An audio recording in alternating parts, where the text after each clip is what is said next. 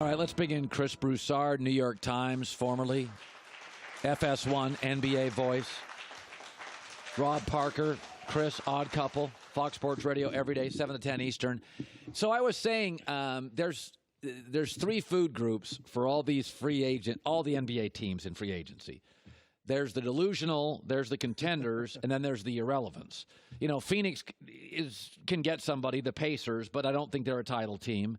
There's the contenders. Boston may or may not land one. They'll be fine without it. Clippers will be fine without one. They'd be better with one. And then there's the delusional group, and I think people buy into the Lakers. Knicks are delusional. Knicks don't understand how they're perceived. The Lakers screwed up the cap, so they have not enough money to really land Kawhi, but they think they're going to get him. But the Rockets are interesting to me. I think they're more dysfunctional because I think we all like their general manager. We like Daryl Morey. He's smart and he's funny and he does media. I see a lot of dysfunction here. Yeah, I hear you. Look, the Rockets are at the top of that delusional list. You know, they're bananas, okay? And Daryl Morey is a good GM. Yeah. But he's overrated. This notion that he might be the best GM in the NBA or in sports, no, he's not.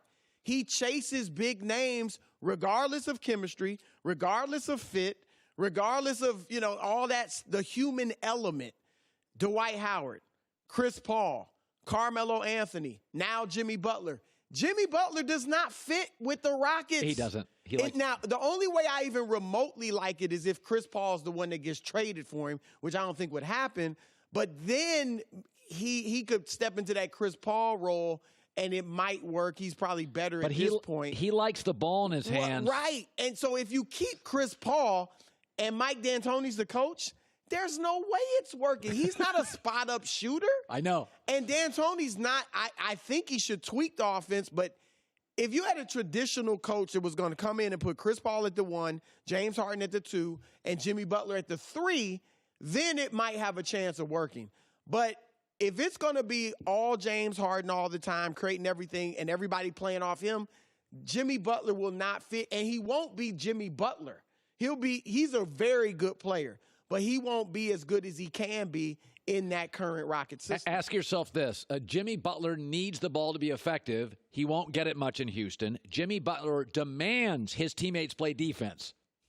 How's that? Look. Well, to that point, Jimmy Butler and Chris Paul in the same locker room, both of them strong-willed, both of them speak their minds. It could be World War III in that locker room. I agree. I mean, this makes no sense whatsoever. Now, if I'm Philadelphia and I could get Eric Gordon, P.J. Tucker, I don't want Clint Capella, and I tell you, Houston, go get a third team involved where we can get a starting level point guard. Yeah, Philly doesn't have to be great. Then I'm interested in that deal. You know, I was just saying this about Kevin Durant. There is this sort of, I don't necessarily buy into this narrative. I do think there's value to go to college, even if you don't get paid. I think it was for me, emotional growth, physical growth. I was a better person going to college and making a bunch of mistakes. I think college coaches matter. I think Kyle Kuzma benefited from 3 years of college, and Lonzo and Brandon Ingram could have used another year of college emotionally and physically.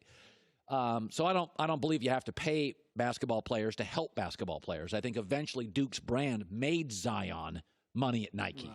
Right. He not blown that shoe up at a G League game and get him that money from Nike. So when I look at Kevin Durant, all these players fight to have the billionaires pay him the most possible. Kawhi is going to leave another $50 million on the table to leave. Kevin Durant can be paid $220 in San Francisco or $160 in New York. Just from a monetary situation, I have always been on the player's side. Take every penny you can. Kevin Durant going to the Knicks. Chris, I feel it's a bad business move. I think he's seeking validation from others. I don't get it. Do you think it's Knicks or Nets today? Either way. I do. That's how I feel right now. It's Knicks or Nets. And that's it. And do you like this? I like Kevin Durant going to New York with someone else, whether it's Kyrie Irving or Kemba Walker. Now, Kyrie, we know, is trying to get Kevin Durant to go to Brooklyn with him. There are those around the league that feel like why would, like, this will look like Kevin following Kyrie. Right. And we know part of him leaving Golden State, part of it is to get rid of that narrative that you just went to a front runner, you were a follower, and you couldn't lead your own team. If he goes to Brooklyn, there are some, I'm not saying everyone, but there are some that would look at this as a similar, you're not going to a great team like that, but you're following another guy that's not as good as you. If he goes to New York with Kyrie, nobody looks at it as you followed Kyrie. They kind of look at you going together, but you're obviously the better player. Now, there are also those, and one person who told me this was a former teammate of Kyrie's, who say that even though Kyrie's better than Kemba, the Knicks would be better off with Kevin Durant and Kemba Walker. Oh, I totally agree. Right? And it wouldn't be as sexy. It wouldn't be, blow the back pages away like Kyrie would, but it might be better off basketball-wise for the Knicks for a few reasons. One being that Kemba, whoever goes to New York, if KD goes there, they're going to struggle next year because he's not going to be there. If it's Kyrie, the expectations are higher. He's a bigger name, and I think he responds differently to the negative press that you're going to get next year in New York if you play without Kevin Durant and lose. Whereas Kemba, if he's there, expectations aren't as high. He's been with a losing team for a while now, Charlotte. He'll know how to handle it, and I think he'd handle it better with the media. So if they get KD and Kemba, I think that could happen. But I would put New York right now as the slight front runner for Kevin Durant, but I think Brooklyn is right there as well. Man, if I'm an NBA player and I'm watching these guys give up 40, 50, 60 million, it breaks my heart. I think, guys, these rich guys who own all these sports teams in America never give up a penny. Well, a lot of these players, remember Kevin Durant, what's he getting with his shoe deal? Close to $300 million. They're getting so much money elsewhere, not to mention the other business pursuits they have where they're making money. But all the owners of all these professional sports teams in America, the sports teams like their 13th business, they're not giving up $60 million. But do you think, I wouldn't, look, if he's happy in Golden State, then by all means stay and get the money. But if you're not happy there, you would say just stay in Golden State strictly for the money, or Kawhi, stay in Toronto if you're not happy strictly for the money? Here's what I would tell you. Because you're mega rich wherever you go. Okay. What I would tell you is if you're not happy in Golden State with that environment, that's a little on you. This ain't Charlotte. There is some of that, apparently. This isn't Phoenix. I get it. But there's the narrative that's out there, which I think has been dispelled to a large degree, that they don't need him and things like that. And they don't love him. And if he's now there's the talk, though, how forthcoming were they with him in terms of... Yeah, I mean, I don't know the answer to that, so I'm not going to claim some medical staff doesn't know what they're doing. I'm not a doctor, and I don't know. But I'll tell you, rich people get rich because they fight for every penny. I'm with you on taking all the money. However, if Kawhi, for instance, just doesn't want to live in Toronto and wants to be in Southern California, and he's going to be filthy rich in either place, then I'm not going to kill him for going to the Clippers or for less money. I don't get these guys. All right, Chris Broussard, stick around. We got some Lakers stuff I want to address. Plus, man, do I love Zion. Okay, Broussard. So I'm going to throw some names out to you. I understand we're looking at the big names. Most underrated player in this whole thing is Kemba Walker. Now, Kemba's a good dude.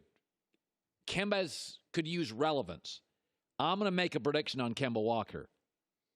What's the coach that has made every point guard the best they've ever been? Brad Stevens. Kyrie? Kyrie's numbers were still good. Kyrie just didn't get along with anybody. He wasn't the best he's ever been, that's for sure. In Boston? Well, I think Kyrie's a flake. The numbers were good. The numbers in Boston were better, but he was at his best with LeBron in Cleveland.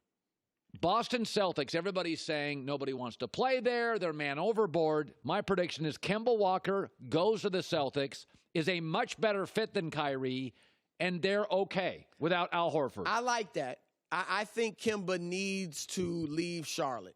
And they're not going to give him the max anyway. Right. They'll give him more than anybody else, but I think he would leave money on the table to go elsewhere. But for him, he's a smart guy. I'm sure he's been smart with his money. He's going to get a max elsewhere. So he needs to go somewhere where he can get in the playoffs and be on the big stage. Whether it's the Lakers, Boston is a good fit. I agree. I think he'd be good there. Even if he went to the Knicks with Kevin Durant. If he went somewhere with Kevin Durant, he would eventually get on the big stage. And I think Kemba, we haven't seen it yet, but I think he has the makeup where he would excel in clutch moments. He did it in college, and he just seems to have that personality where the big stage would not negatively impact him. And that's what he needs to go to the next level. Also, Kyrie left such an ugly feeling in the city.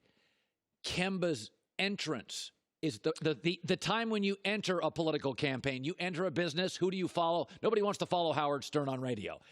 Kyrie's Boston drama, he'd be a great fit. It would be like, oh, Kemba likes us. He wants to play here. So even if his numbers weren't as good, the sense would be Kemba's our guy. He likes us. That's a big part of these relationships. No question. Does the city feel like Zion? I'm not going to consider New York. 10 minutes after he's drafted, I can't wait to be in New Orleans Pelicans. He buys so much equity. Right.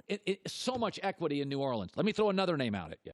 Hi, everybody. Thanks for watching. Subscribe here to get the latest from the show. Also, be sure to check out more of the best clips from The Herd or go watch a few segments from other shows on FS1.